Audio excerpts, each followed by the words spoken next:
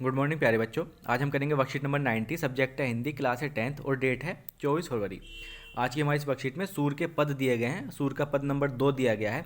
ये हमारी पुनरावृत्ति है। इसे वैसे तो हम पहले पढ़ चुके हैं, लेकिन हो सकता है आप में से बहुत सारे बच्चे ऐसे हों जो इसे भूल गए हों, तो इसकी व्याख्या भी बहुत इंपॉर्टेंट होती है, मोस्ट इंपॉर्टेंट होती है। सूर के पदों की व्याख्या आपके बोर्ड एग्जाम में पूछ ली जाती है, ठीक है।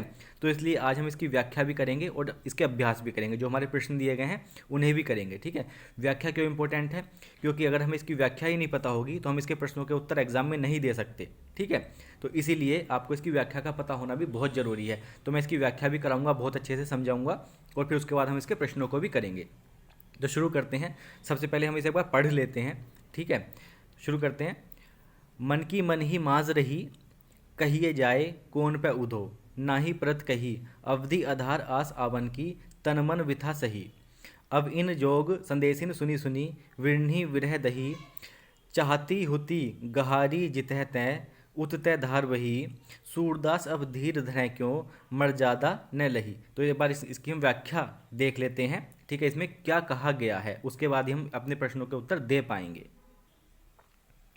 ये जो हमारी पंक्तियाँ थीं ये उस समय की थीं जब श्री कृष्ण के मित्र उद्धव, उद्धव जी जो कौन है, श्री कृष्ण के मित्र, ये है श्री कृष्ण का संदेश सुनाते हैं गोपियों को आकर कि श्री कृष्ण जी अब नहीं आ रहे हैं यहाँ पर। तब गोपियाँ का जो हृदय है वो मचल उठता है और वे अधीर होकर उद्धव से कहती हैं, क्या कहती हैं? हे उद्धव जी, हमारे मन की बात तो हमारे मन में ही रह गई।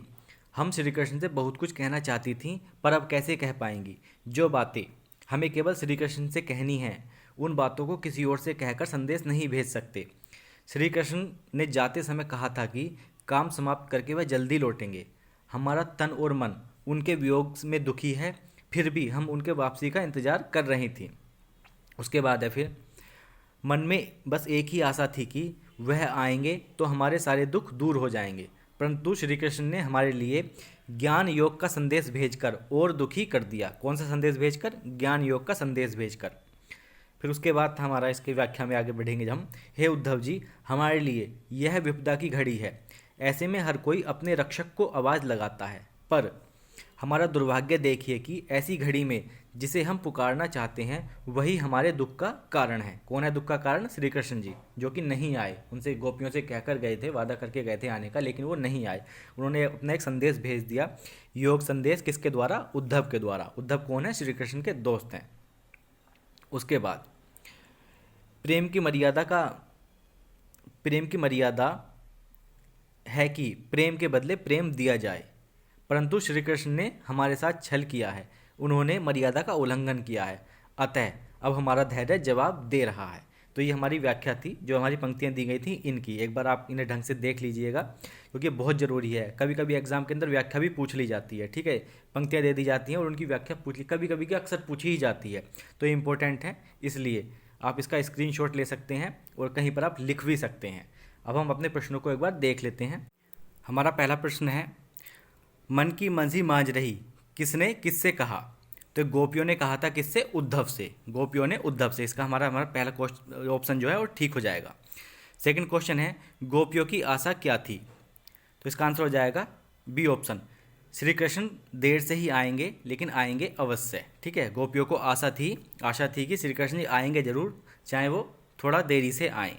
उसके बाद हमारा थर्ड क्वेश्चन है, गोपियों की विरागिन बढ़ने की क्या कारण था? तो ये था योग संदेश। इसका हमारे यहाँ से फोर्थ ऑप्शन ठीक हो जाएगा इसका, ठीक है। थर्ड क्वेश्चन का फोर्थ ऑप्शन ठीक हो जाएगा हमारा। फोर्थ क्वेश्चन है, गोपियाँ क्या तोड़ने की बात करती हैं? इसका आंसर हो जाएगा हमारा थर्ड ऑप्शन, जो गोपियाँ हैं वो मर्यादा को तोड़ने की बात करती हैं। फिर नेक्स्ट क्वेश्चन है हमारा, उद्धव कौन थे? इसका आंसर हो जाएगा थर्ड ऑप्शन, उद्धव जो थे वो संदेश वाहक थे। श्री कृष्ण जी के संदेश वाहक थे उद्धव। नेक्स्ट क्वेश्चन है, गोपियों की कौन सी बात उनके मन में ही रह गई? फिर हमारा उससे नेक्स्ट क्वेश्चन है, गोपियों ने किस मर्यादा की बात कही और क्यों? इनके आंसर भी हम एक बार देख लेते हैं।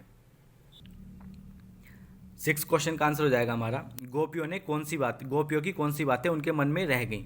इसका आंसर है हमारा, गोपियाँ श्री कृष्ण से मिलना चाहती थीं और उनसे अपने प्रेम को व्यक्त करना चाहती थीं, लेकिन श्री कृष्ण के न आने से गोपियों की ये बातें उनके मन में ही रह गईं। नेक्स्ट क्वेश्चन है हमारा, गोपियों ने किस मर्यादा की बात कही और क्यों? तो इसका आंसर हो जाएगा गोपियों ने प्रेम की मर्यादा की बात कही। ठीक है, और क्यों कही ये बात? क्योंकि गोपियों को पूर्ण विश्वास था कि उनके प्रेम की मर्यादा का निर्वाह श्री कृष्ण की ओर से भी वैसा ही होगा जैसा कि वो करती हैं। या गोपियों को पूरा विश्वास था कि जैसा प्रेम वो करती हैं और जैसा अपने प्रेम का निर्वाह वो करती हैं श्री कृष्ण के प्रति, श्री कृष्ण की तरफ से भी वैसा ही होगा। लेकिन हुआ इसका उल्टा। उल्टा क्या हुआ? परंतु श्री कृष्ण ने गोपियों से प्रेम निभाने की बजाय उनके लिए नीरस योग संदेश भेज दिया। इसी को गोपियों ने प्रेम की मर्यादा का उल्लंघन बताया है। तो हमारा क्या हो जाएगा? 7th क्वेश्चन का आंसर हो जाएगा। ये हमारा 6th क्वेश्चन का आंसर हो जाएगा।